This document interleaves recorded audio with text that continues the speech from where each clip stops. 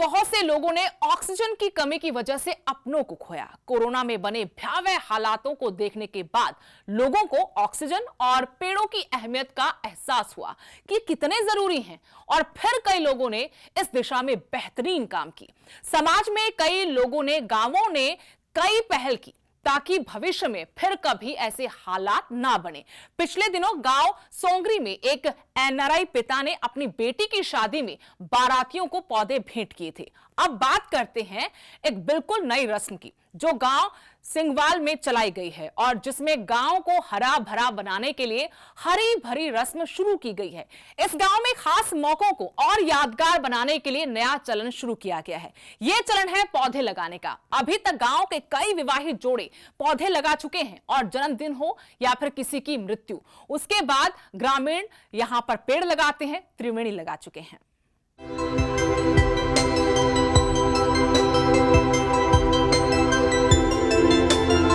सोंगरी गांव के सरपंच प्रदीप कुमार ने बताया कि सरपंच बनने के बाद सबसे पहले उन्होंने गांव को हरा भरा बनाने के लिए कदम उठाया और एक संगठन बनाकर ग्रामीणों से अपील की कि गांव में जब भी किसी की शादी होगी तो नव वर वधु को 11 पौधे लगाने होंगे, ताकि गांव में ज्यादा से ज्यादा पेड़ पौधे लगे और स्वच्छ ऑक्सीजन ग्रामीणों को मिल सके।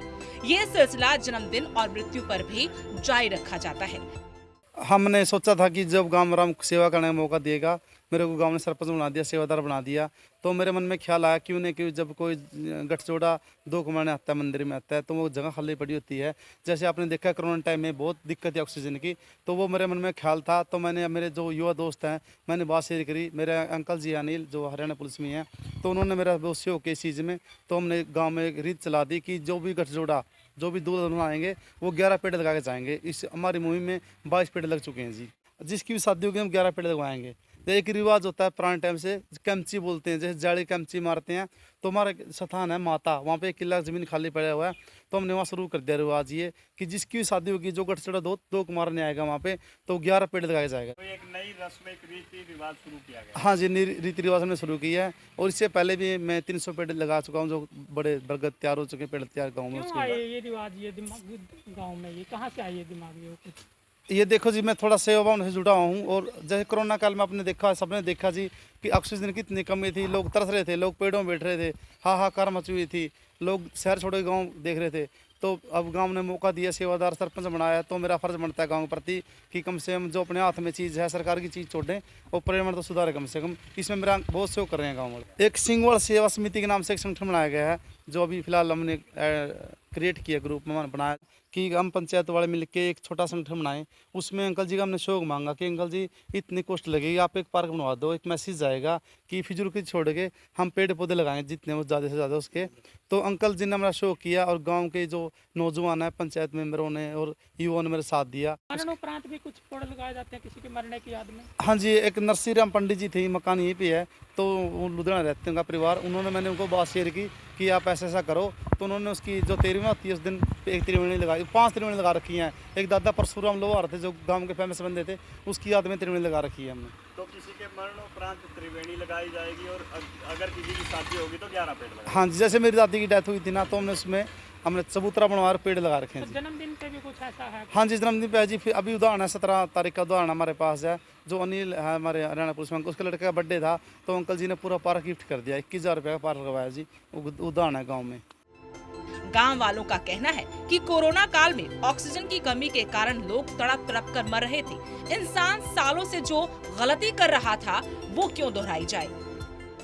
ये विचार मैंने तब आया जब कोरोना काल चल रहा था, तो लोगों को ऑक्सीजन की बहुत कमी महसूस हुई। तो मेरे मन में बार बार आता था कि हरियाली कैसे पैदा हो। महीना 2 महीने 4 महीने मेरे मन में विचार घूम रहा था। तो मैंने अपने विचार प्रदीप सरपंच को शेयर किए। प्रदीप ने मेरे विचारों का सहयोग किया, तो बोला अंकल जी हम आपके साथ हैं, प्रकृति को बढ़ावा देंगे। फिर एक और विचार साथ में, जब भी किसी बेटे का जन्मदिन हो तो वो भी अपने कोई 10 पेड़ 11 पेड़ या कोई पार्क बनाए, इससे प्रकृति में सौंदर्यकरण होगा, सुधार होगा।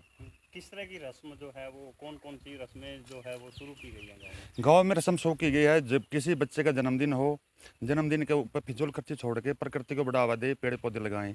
एक रस्म की गई है, जब दूल्हा दुल्हन माता, बूढ़ी माता हमारे गाँव में वहाँ पूजा करने जाए, तो पेड़े हम लगाएंगे, पेड़े और 10 पेड़े, 5 पेड़े, 11 पेड़े हमने हमारी तरफ से 11 पेड़े कंपलसरी किए हुए हैं। अगर ऐसे ही रस्म चलती रही तो एक दिन हमारा गांव चंडीगढ़ से ज़्यादा हरियाली में छा जाएगा। ये मेरा सपना है और हम सपने को पूरा करेंगे। हम प्रदीप और मेरा सपना है, मेरे गांव में 1 लाख पौधे को टारगेट है। ये तो पेड़ है, वो पेड़ कौन लेके आ रहा है? मतलब ये पेड़ हम लेके आ रहे हैं, उनके सहयोग से, सिंगवाल सेवा समिति के सहयोग से और सरपंच के सहयोग से, हम सभी के गांव वालों के सहयोग से। तो इसी रस्म का मन में क्यों आया? इसलिए आया कि कोरोना काल में हमने देखा है लोगों को सांसें लेने में बहुत दिक्कत हो रही थी। अगर ऐसे चलता रहा तो हमारे बच्चे ऑक्सीजन की बोतल लेकर स्कूल में जाएंगे और उनके लिए जीना मुश्किल हो जाएगा। और फिर एक विचार हुआ पक्षियों के लिए, जो मेरे भाई राविश ने बताया, भाई आप थोड़ी एक मुहिम और शुरू करो, पक्षियों के घोंसले बनाओ, दाना डालो। हमने हमारी मुहिम में ये और मुहिम शामिल किया।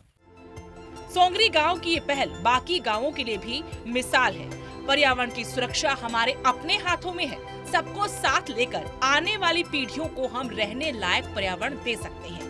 देश दुनिया में घटने वाली प्राकृतिक आपदाओं के पीछे सबसे बड़ा कारण प्रकृति के साथ की गई छेड़छाड़ है, जिसे इंसान नहीं बिगाड़ा है तो इंसान ही ठीक भी कर सकता है। न्यूज़ 18 हरियाणा के लिए कैथल से वीरेंद्र कुमार की रिपोर्ट।